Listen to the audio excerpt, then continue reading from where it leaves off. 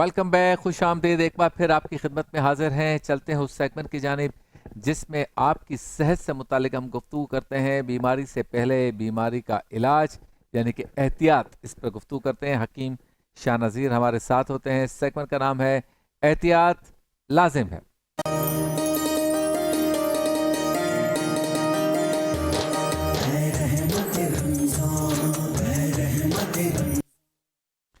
अस्सलाम वालेकुम, कैसे हैं आप? ठीक हैं, खैरियत से हैं? वालेकुम अस्सलाम जी, अल्लाह का शुक्र अच्छा है। जी, आज हम जिक्र करेंगे हड्डियों के अमराज पे। हम्म, और ये छोटे बड़े मर्द ख़वातीन बुज़ुर्ग नौजवान सबके साथ ये मसला है। जो स्पोर्ट्स से ताल्लुक़ रखते हैं उनके साथ भी है, एक्सरसाइज करने वाले हैं उनके साथ भी है, ज़्यादा सफ़र करने वाले हैं उनके साथ भी है, ज़्यादा गाड़ी चलाने वाले हैं उनके साथ भी है, बाइक पर सफ़र करने वाले हैं उनके साथ भी है, वज़न उठाने वाले उनके साथ भी है। हड्डियाँ जिस पर हमारा पूरा ये ढांचा खड़ा है, आपने देखा होगा कि खुदा न खास्ता जब किसी की लाश गल जाए तो बोटियां तो ख़त्म हो जाती हैं, हड्डियां फिर भी रहती हैं। हड्डियाँ रहती अच्छा, हैं। हड्डियां देखने में बहुत मजबूत होती हैं क्योंकि रह जाती हैं, लेकिन वैसे बहुत कमज़ोर भी होती हैं, टूटने में 1 मिनट नहीं लगाती। तो असल में हड्डियां क्या हैं, इनका क्या फंक्शन है? हकीम साहब पहले तो ये बताएं। देखिए, हड्डियाँ तो आपका पूरा एक स्ट्रक्चर है, ढांचा है ये। हम्म। जैसे कोई इमारत बनती है तो पहले उसका ढांचा बनता है, सही। फिर उसके बाद उसकी साइडों की दीवारें और बाकी चीज़ें बनती हैं। हम्म। इसी तरीके से हड्डियाँ होती हैं, उसमें ज्वाइंट्स होते हैं। हम्म। कमर का ज्वाइंट्स होता है, घुटनों का ज्वाइंट होता है, एड़ियों का ज्वाइंट्स होता है, उंगलियों के ज्वाइंट्स होते हैं, हम्म। कंधों का ज्वाइंट्स होता है, सर्वाइकल का होता है, नहीं बहुत बेशुमार इसमें ज्वाइंट्स होते हैं। हम्म। अब इसके अंदर जो है कार्टिलेज होता है, रेशा होता है, जो कि लचक पैदा करता है आपके, और इसको मूवमेंट में मदद देता है। और अगर वो कार्टिलेज जैसे ख़त्म होना शुरू हो जाए और हड्डियाँ खोखली होना शुरू हो जाएं तो फिर टक टक की आवाज़ें आना शुरू हो जाती हैं। हाँ। कंधों में से भी आएगी, गर्दन में से भी आएगी, जोड़ों में से भी आएगी, एक एक जोड़ में से आवाज़ आएगी आपको। तो आप समझ जाइएगा कि अब आपका जो हड्डियों का खोखलापन है वो शुरू हो गया। है। और एक अलार्म है ये, होती है, अलार्म। हाँ, एक होती है पूरी बॉडी में एक एक हड्डी में इस कदर दर्द होना कि आपको बैठना पड़ जाता है। और जब डॉक्टर बोन्स स्क्रैनिंग करते हैं तो कहते हैं ऑस्टोप्रोसिस हो गया, यानी हड्डियों का भुरभुरापन। अब ऐसी सूरत में आप किचन में या घर पे, या चाहे मर्द हो या ख़वातीन हो, कोई काम कर रहे होते हैं तो फिर पूरी बॉडी में पेन शुरू हो जाता है, बैठना पड़ता है, और चलते हैं तो बड़ा देख के चलते हैं, कहीं ठोकर ना लगे, कहीं हड्डी टूट ना जाए। इस कदर एहतियात करनी पड़ती है। तो जिन लोगों को भी हड्डियों का भुरभुरापन हो रहा हो, ऑस्टोप्रोसिस हो रहा हो, तो गोंद छुआरा ले लें, खजूर के दरख्त का गोंद। इसकी 1 चम्मच 1 गिलास दूध में पका के 1 टाइम रोज़ाना पिएं, और कम से कम 4 महीने पिएं, और फिर अपना बोन्स स्क्रैनिंग करा लें। इंशाल्लाह ताला आपको नुमाया फ़र्क मिलेगा। वाह वाह वाह। और अगर आपके जोड़ों में जैसे गैप आ गया है, टक टक की आवाज़ आ रही है, और डॉक्टर के पास जाएं तो कहते हैं घुटना तब्दील करना होगा, तो ये कार्टिलेज को पूरा करना और जोड़ों के दर्द को ठीक करने के लिए आपने लेना है जड़ इलायची लकड़ी। इलायची के दरख्त की जड़ें होती हैं, लकड़ियाँ होती हैं, वो आप 50 ग्राम ले लें। 50 ग्राम सतावरी ले लें, सतावरी 50 ग्राम। सफ़ेद मूसली 50 ग्राम, सफ़ेद मूसली 50 ग्राम। दूसरी चीज़ है सूरजजान शीरी 20 ग्राम, सूरजजान शीरी 20 ग्राम। इनको मिला के बारीक पाउडर बना लें। 1 चाय वाली चम्मच सुबह, 1 चाय वाली चम्मच शाम, 1 कप दूध या पानी से खाने से पहले या बाद में लें, कोई हर्ज नहीं है। इसे डायबिटिक पेशेंट और हाई बीपी वाले भी यूज़ कर सकते हैं। ये भी 3-4 महीने यूज़ करना होता है, लेकिन 5 दिनों में दर्द में काफ़ी आराम आ जाएगा आपके।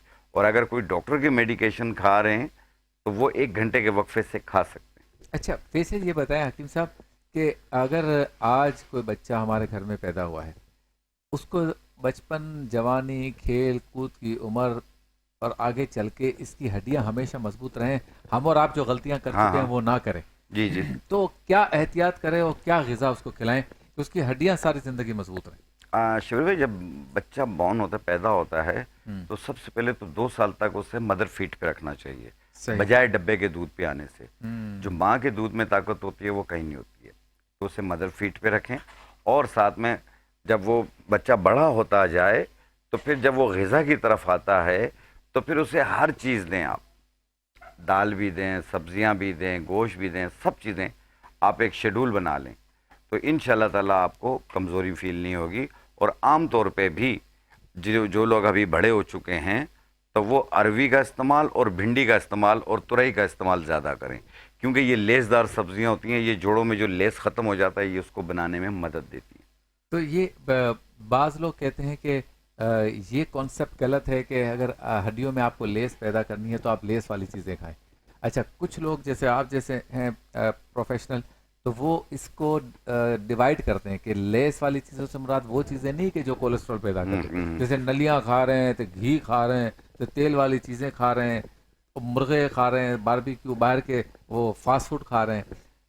آپ جو بتا رہے ہیں لیس والی چیزیں, اس میں اور ان چیزوں میں کیا فرق؟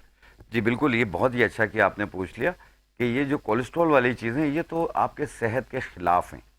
اور جو میں نے سبزیوں کے نام لیے ہیں, تو جتنی بھی سبزیاں ہیں آپ ان کو سرچ کریں, ان کو پڑھیں, آپ دیکھیں تو اس میں آئرن, وٹامن کے, وٹامن ڈی اور کیلشیم, یہ تمام چیزیں تمام سبزیوں میں پائی جاتی ہیں. تو اس لیے اس میں اور یہ جو پائے مائے ہیں ان میں بڑا فرق ہے. کولیسٹرول والی چیزیں اور باہر کی جو مروغن چیزیں ہیں اس کے اندر بعض چیزیں تو ایسی چیزیں ڈالتے ہیں جو عام طور پہ جو کہ 1% معمولی سا کسی چیز کے لیے بہتری ہوئی ہے وہ بھی ختم ہو جاتی ہے. اچھا, اب آ جائیں خواتین پہ. جی ہاں, ہڈیوں کی کمزوری کی زیادہ شکایت مردوں میں ہے یا خواتین میں؟ خواتین میں بہت زیادہ ہے, کیونکہ عام نسوانی پرابلم کی وجہ سے اور ان کے جو کمر میں ٹانگوں میں درد رہنے لگ جاتا ہے, جو عام طور پہ جو 13-14 سال سے لے کے لڑکیوں کو بھی شروع ہو جاتی ہے, جو ایک نسوانی پرابلم ہوتی ہے جس کی وجہ سے کمر میں درد ہوتا ہے, تو یہ بڑھتے بڑھتے یہ 50-60 سال والی خواتین تک کو بھی ہو جاتی ہے. یہ ہڈیوں کو بہت زیادہ کمزور کرتی ہیں اور چہرہ پیلا پیلا لگنے لگ جاتا ہے, اور ناف کے نیچے نلوں میں بھی پین سا فیل ہوتا ہے. تو ایسی صورتحال کے اندر تو ان کے لیے ایک آتے ہیں سنگھاڑے 50 گرام, کمر کس 50 گرام, گوکھرو 50 گرام. سنگھاڑے 50 گرام, کمر کس 50 گرام اور گوکھرو 50 گرام, ان کو ملا کے باریک پاؤڈر بنا لیں. 1 چائے والی چمچ صبح, 1 چائے والی چمچ شام, 1 کپ دودھ یا پانی سے لیں, اور یہ کنٹینیو آپ نے 1 مہینہ استعمال کر لیں. جتنے بھی خواتین دیکھ رہی ہیں جو میرڈ ان میرڈ, سب کے لیے یہ بہت زیادہ بہتر ہے. کمر کا درد بھی ختم ہو جائے گا اور جس وجہ سے کمر میں درد ہو رہا ہے وہ وجہ بھی ٹھیک ہو جائے گی. کیا بات ہے.